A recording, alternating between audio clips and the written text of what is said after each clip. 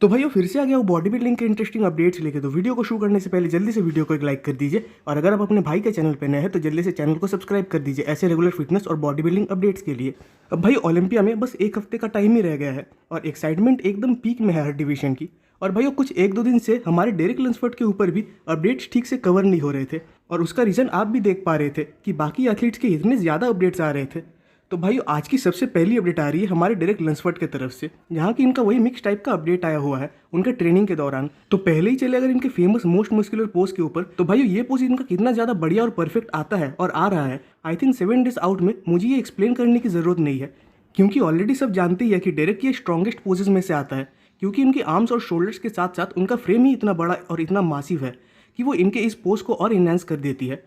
और अब तो डेरेक की फिजिक में स्ट्राइशंस भी आने लग गए हैं, एंड राउंडनेस और फुलरनेस की तो कोई कमी है ही नहीं उनके फिजिक में, क्योंकि डेरेक इस बार अपने ऑल टाइम बेस्ट पे चल रहे हैं। वही अगर बात करें इनके बैक के ऊपर, तो सबसे पहली जो चीज़ के ऊपर मैं तारीफ करना चाहूँगा वो है उनके बैक का शेप। एंड मेरे ख्याल से इतना परफेक्ट बैक इस साल ओलंपिया में शायद और किसी के पास तो नहीं होगा। इवन अब इनकी फिजिक में हार्डी जैसा तो नहीं कहूँगा, बट एक बहुत बढ़िया लेवल की हार्डनेस और ग्रीननेस देखने मिल रही है, जो कि अब शायद ओलंपिया स्टेज में हार्डी के लिए चैलेंजिंग सिचुएशंस क्रिएट कर सकती है। क्योंकि भाई कहीं ना कहीं हार्डी का जो ग्रेनीनेस, जो हार्डनेस आता है, वो उनके जेनेटिक्स की वजह से ही आता है, जिसकी वजह से हार्डी उस चीज़ में उतना ज़्यादा परफेक्शन ला पाते हैं, जो कि उनका एक स्ट्रॉन्ग पॉइंट है।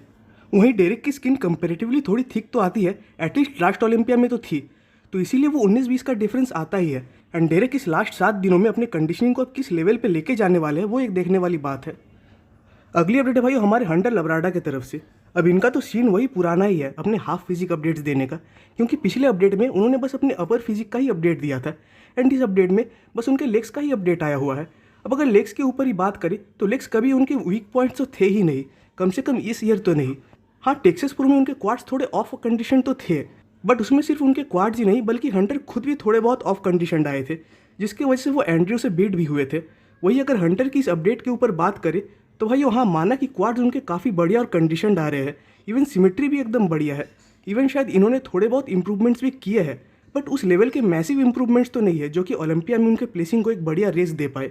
इवन हैमस्ट्रिंग्स और ग्लूट्स की कंडीशनिंग भी बहुत ज़्यादा बढ़िया आ रही है, बट स्टिल एक साइज़ की कमी तो देखने मिलती ही है। एंड बात करें अगर कि क्या हंटर पिछले बार के मुकाबले एक अपर प्लेसिंग पे आ पाएंगे, तो इससे तो मैं एग्री नहीं हूँ। अब भाई अगले अपडेट की ओर बढ़ने से पहले आप सबसे मेरा एक रिक्वेस्ट है कि अगर आप सबको मेरा ये रेगुलर कंटेंट अच्छा लगता है तो आपके भाई को सपोर्ट करने के लिए प्लीज़ इस चैनल को एक सब्सक्राइब कर दीजिएगा। अगली अपडेट है भाई वो बेहरूस तवानी की तरफ से। अब इनके तरफ से फिजिक अपडेट भी आया हुआ है और एक न्यूज़ भी। तो पहले अगर न्यूज़ के ऊपर बात करें तो भाई आप सबको पता है कि बेहरूस को कितने मशक्कत के बाद उनका वीज़ा अप्रूव हुआ था इस साल, बट वो भी शायद पूरे तरीके से नहीं, क्योंकि न्यूज़ तो थी कि उनका वीज़ा अप्रूव हो गया है एंड अब वो यूएसए में ट्रैवल कर सकते हैं, बट स्टिल अभी भी बेहरूस यूएसए नहीं जा पाए हैं, और उसका रीज़न आप इस पोस्ट में भी समझ पाओगे। एंड अभी भी वीज़ा अथॉरिटीज़ प्रोसेसिंग की वजह से टाइम ले रही है। अब इसके पीछे क्या रीज़न चल रहा है इसका मुझे कोई अंदाज़ा नहीं है, बट एक बार वीज़ा अप्रूव्ड होने के बाद भी पता नहीं ऐसी चीज़ें होना सही है या नहीं। एंड अभी भी मुझे डाउट है कि बेहरूस सही वक्त तक यूएसए पहुंच पाएंगे या नहीं। वहीं अगर बात करें इनके फिजिक अपडेट के ऊपर, तो इनके लास्ट शो से अभी तक इन्होंने बहुत ज़्यादा इंप्रूवमेंट्स किया है, और जो कि विजिबल भी है। इवन साइज, शेप, कंडीशनिंग सारी चीज़ें इनकी बढ़िया है, कंडीशनिंग और डिटेलिंग एकदम टॉप नॉच है, बट स्टिल अभी भी पता नहीं कि ये कम्पीट कर पाएंगे या नहीं। अगली अपडेट है भाई वो ब्रियॉन एंसिले की तरफ से। अब इनके तरफ से इनके बैक का अपडेट आया हुआ है।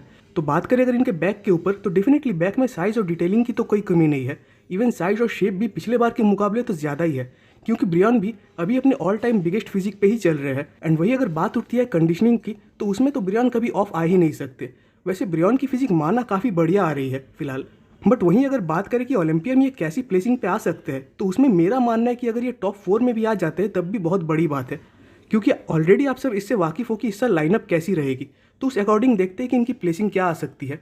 अगली अपडेट है भाई हमारे गुड वीटो की तरफ से, और अब जाके बहुत टाइम बाद इनका एक फिजिक अपडेट आया हुआ है, एंड अपडेट इन्होंने भी पोस्ट नहीं किया है, एंड अपडेट बस इनके बैक का ही है। वैसे वीज़ा वाला सीन तो इस बार इनको भी फेस करना पड़ा था, जिसकी वजह से इनको यूरोप का वीज़ा नहीं मिला, एंड वो अपना प्रो डेब्यू भी नहीं कर पाए इस साल। और अभी भी उम्मीद तो नहीं है कि वीटो इस साल कम्पीट करेंगे किसी शो में, बट बात करें अगर इनके बैक के ऊपर, तो भाई डेफिनेटली बैक इनका काफ़ी ज़्यादा वाइड और थिक आता है, और इस अपडेट में भी वो दिख रहा है। बाकी साइज़ के मामले में तो ये मास मॉन्स्टर है ही, तो होप कि बहुत जल्द हम वीटो को स्टेज पे कम्पीट करते हुए देख पाए। अगली अपडेट है भाई लोगन फ्रैंकलिन की तरफ से। अब इनका फिजिक अपडेट आया हुआ है, जिसमें कि इनका कहना है कि इस साल ये फिर से कम्पीट करने वाले हैं, और वो होगा 2024 ओलंपिया क्वालिफिकेशन के लिए, और ये कम्पीट करेंगे स्ट्रॉन्ग रे क्लासिक में, जो कि बस 4 हफ्ते बाद ही होने वाली है।